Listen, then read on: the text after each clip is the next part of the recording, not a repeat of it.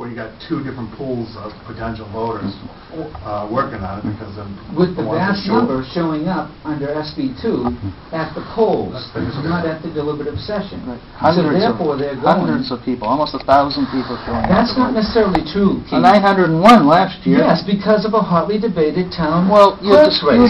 But that's the largest dismissing the people of this town and why they showed up to vote.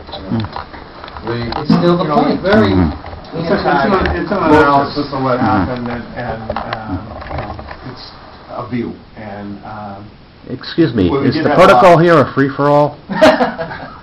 Because if it is, I'd like to get in my comments.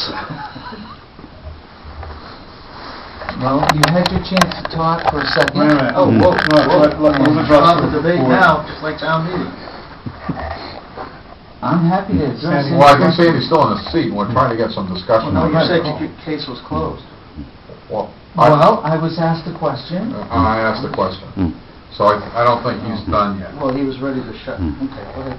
You know, I mean, let's finish with one person first, but I guess where I'm confused in the whole process is you could have, for the sake of round numbers, you could have 100 people that are in favor of an article at a deliberative session, and you could have 102 people that are not in favor of it. They would vote down, and the other group would vote up. But it could be flip-flop, if I'm looking at this correctly. Yes. I mean, some positive things could happen. Yeah. I mean, we have a tendency to look at a negative, but it could be... Oh, that's not to say that positive things can't happen at an SB2 deliberative session. Okay. But the point, what I'm saying is I'm making the point that if a group of people at the deliberative session make an amendment to zero budget an item, then all those voters that they claim come out to vote at the polls instead of coming to these meetings get to vote on nothing. That's exactly When what that happens now. That's exactly what happens now. When you get 91 people and with a special interest group moving in at the last second, coming through the doors after they got their cell phone calls and skewing the vote, that's exactly what happens now, but you're talking on two different dates. That's exactly what happens now. I've seen it time and time again. You know, people just sit there and pretend you Are you saying that can't happen at the deliberative session? certainly can, but you're saying it's not Well, going I'm to just happen. saying that could happen. The point is, it's not a difference. I'm not saying that it Yes, you do. one at a time, please.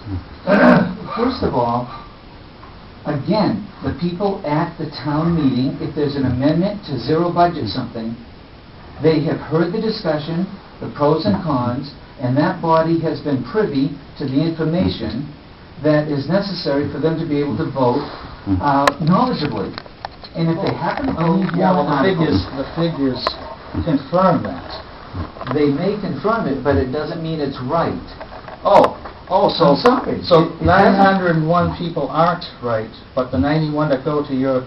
I'm sorry, but there are more than 91 that go to Well, last there was town meeting. 91 at last There year. was 130 last year, of which 91 113 Why don't you voted. check the town Can we meeting stick with the petition that's out here? I don't want to debate last year's statistics or any other old ones either. wants to say something. I think Tom would like to say something. Yes, go ahead, Tom. Oh, well, what I was going to say was... You've been quiet back there, and that's why you're going unnoticed, and I apologize. That's all right. I prefer to be unnoticed.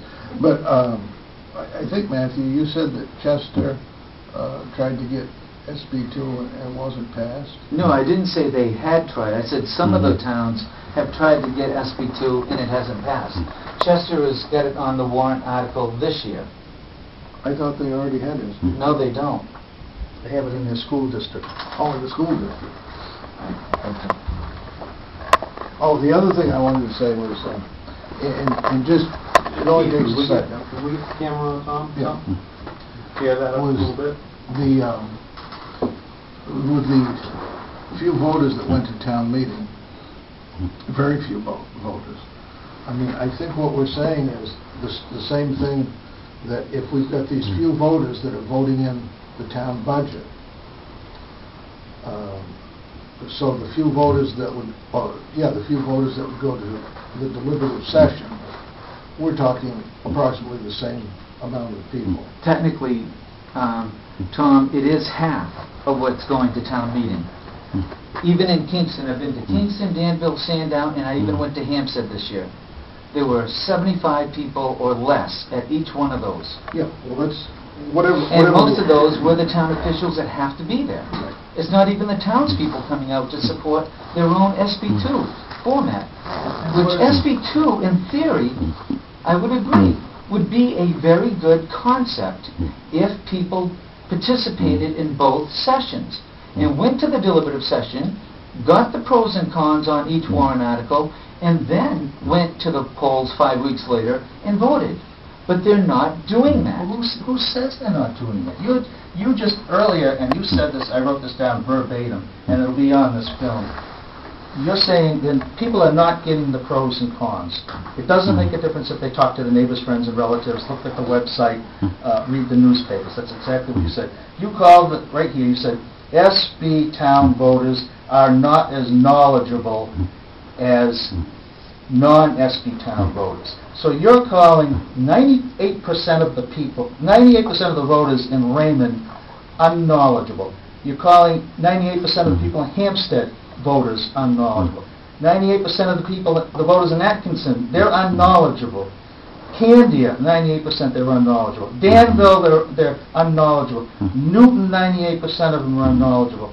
Kingston and Epping, all of those towns, 98% of their voters, according to you, are unknowledgeable just because they didn't go to the deliberative session, but they show up in throngs to vote on the warrant. That may be admirable that they vote out in throngs at the warrant, but if they don't know what they're voting on, and many of your town They officials... don't know. You just Many dished them of their again. town You're officials- telling them that you have to go down to Ellis Would you School. let him finish before you interrupt? No, because Okay, then we're gonna he's stop. been lying here more than Clinton has. I am not you a liar, Yes, Keith, you are. and You I keep please on say- saying knowledgeable. You keep on, and you haven't used the word yet this year. You really don't like You my haven't challenging, used you haven't used the word yet, but the you word, the uninformed voters, which you've used the last 4 years, right? That's what you're calling everybody who doesn't go to a deliberative session. You're calling them uninformed, and you're calling unknowledgeable. That's the word you're using. I am not Well, saying... if I might, just please. I mean, this is a public hearing to get information out to the public, and through the medium of, the broadcast channel and whatever the audio channel. But, it doesn't have to become personal and I haven't made it personal. no, I understand, and I don't want it to become, but we need to conduct, Calling me and a liar informational. is making it personal. well, Well, you have to look at the record. Well, whatever. Well, let's try to keep it to one at a time and get our points across and then move on. And at the point where we start repeating it, then I think... That's right. Questions have been asked and answered. Neil, you have something you want to add? I only interrupted twice, and I apologize for that. You don't need to apologize. First, in regards to getting everyone to the town meeting, I don't think that's physically possible either for the town meeting or the deliberative session. What's the capacity of that gym room at the school? Is it anywhere near the number of registered voters in this town? Absolutely not. What about parking?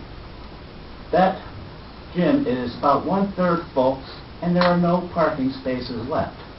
It makes no difference, deliberative session or town meeting, we are not going to get every voter there. Is there any place else in town that has a greater capacity? I doubt it. So, that's a moot point. Second, as far as the informed voter, that's a red herring. Granted, a lot of voters are not as well as informed as they should be. But guess what? That's a problem with either SB2 or town meeting. And the solution to that is the same, regardless of whether we have SB2 or town meeting.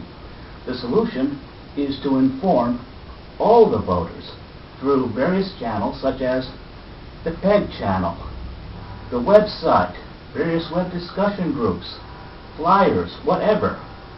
SB2 or town meeting makes no difference as far as that's concerned either.